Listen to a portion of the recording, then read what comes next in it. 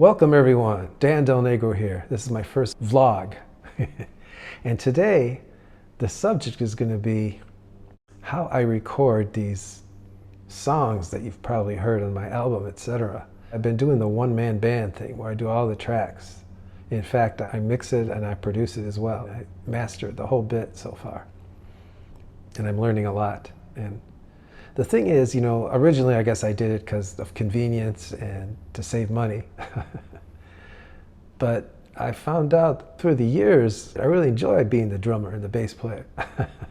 Apologies to my real drummers and bass player friends, I'll get you in there too. I usually start out, I have a tempo set up, so I have a click. I have this template saved already, so I call it synth rhythm section. So I have a drum track, a bass track, and an electric piano track. Of course, those can always be changed. But I start off with a scratch drum and bass track. And I normally use loop. So I'll record a 2-bar drum track, and I'll stop, and I'll just loop it, for what I estimate will be the length of the tune. So it just goes over and over again.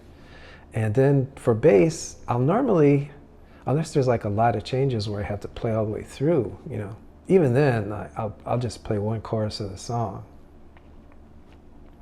And I'll loop that as well. So I do that kind of down and dirty and comfy over here this is the dining room table. So I got this little setup I use when I start off.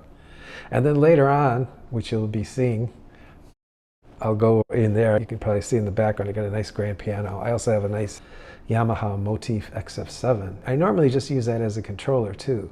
Like right now I'm using this little line 6 mobile keys 49. That means 49 keys, so one note over 4 octaves. But I got the XF7. It's got like 73 keys or something like that. It's not quite full 88, but plenty for most of what I do on the synth parts. After I do these loops, I'll just take the computer over there and either record an acoustic piano thing or a synth thing or a little bit of both. And then when I get done with that, I'll come back here, or I'll stay there maybe and use the motif, we'll see. And I'll redo the drums and the bass. So instead of the loop, I'll be actually playing through the entire song, and I'll be reacting to what I played on the piano or the synths, and playing fills, playing crashes, and kind of the same deal with the bass, kind of going along with what I played on the keyboards. It comes out being a pretty live kind of a feel, because I'm actually playing everything live. A little cheating, a little minor quantizing on the drums sometimes, but yeah. So here I go.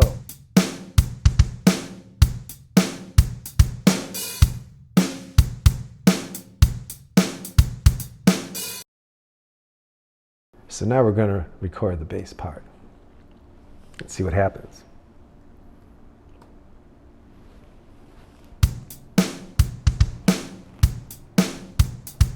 Maybe let the drums run 1 cycle.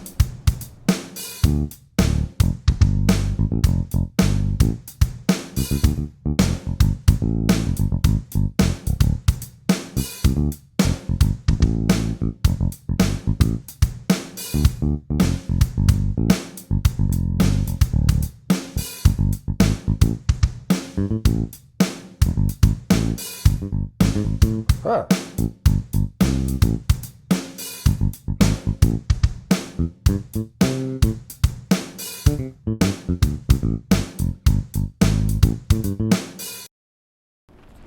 Save it, always save. There's the loop tool. I'm just going to loop it a few times.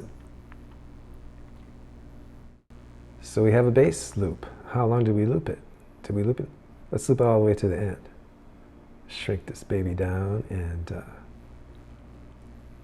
hit that loop. Just drag that bad boy all the way to the end. Are we there? Yeah, we're there. Now I think I heard it clam. I don't know if y'all use that term or not, but in fact, I don't really know where it came from. But over the many years, and still I hear musicians talking about, like when you make a little mistake, you actually hit a wrong note, you actually hit 2 notes when you're trying to hit 1. They call it a clam. And I heard a clam in there on the bass. So what I do is, before I start using this loop and overdubbing some other stuff, I'll just double click on here. So that brings up the piano roll editor. So you got a piano keyboard over here. It tells you what notes there are. So you can see, this is the duration of the notes. The color indicates how hard I hit the key, velocity, which means how much attack, how loud it is. And then of course the pitches are vertical, duration is horizontal. I usually use this most of the time, but once in a while I'll go over to the score. You actually see the notes, you say, oh, where's that F? So you can just do it that way. And just like in the piano roll, you can change the duration, you can change the pitch, you can copy and paste and delete, which is sometimes a good thing to do. Now it almost, when I'm playing in time, it almost sounds like there's a clam on the low note, but it's this guy. You can see it right here. Let's highlight his butt. Yeah. And if you go into score, there he is right there, see? G and A. Okay, we just deleted him. So. Oh, now here's another thing. Now that I deleted that G, I must have hit the G harder than I hit the A, because the A is kind of not loud enough. So you got these tools up here. The selection on the right is what tool comes up if you hit the command key. So I like to set it to velocity. So then I hit command, and then let's make this a little bigger. Yeah, here's a note, yeah.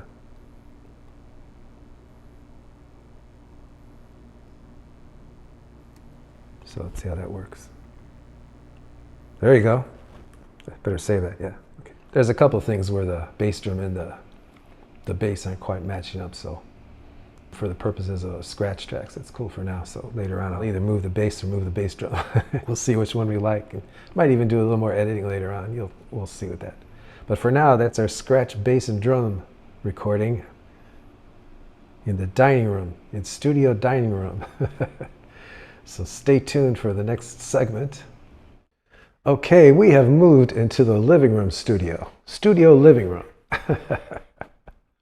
Now the piano's over there. I'm not using it today because it needs to be tuned, which is going to happen before my upcoming live stream a week from tomorrow.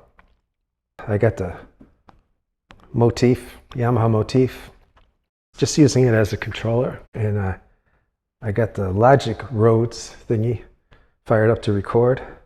I'm not really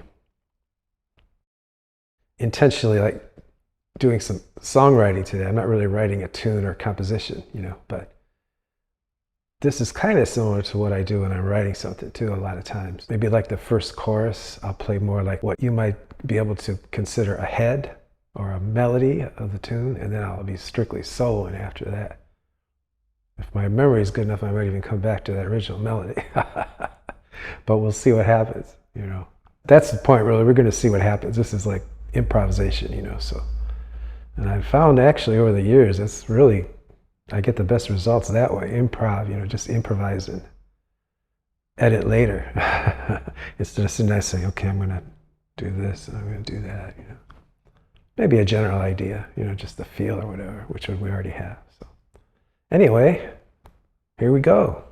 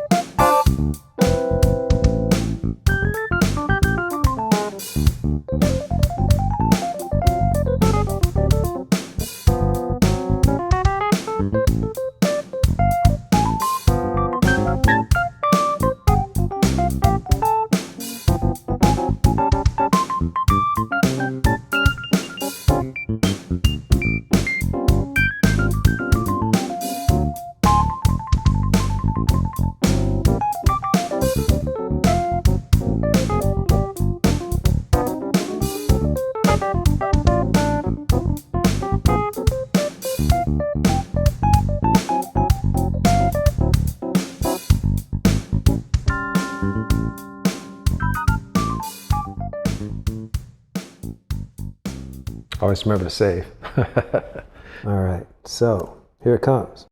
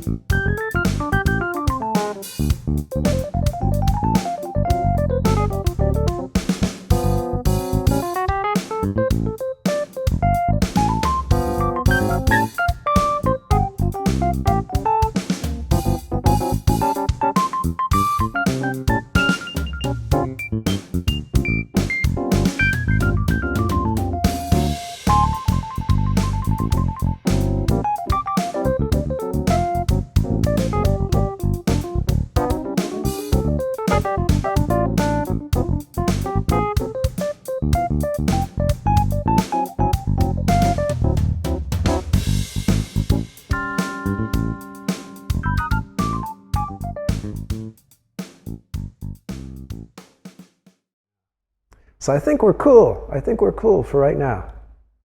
And the next step will be do a little bit of editing, then of course mixing, and when it's getting really ready, master it, you know. But that's probably for another video. So thanks a lot for tuning in, and we'll see you next week. Actually, next week, probably won't do a vlog. Instead, I'm planning to do a live stream concert, and it's going to be called Danny's Jazz Club.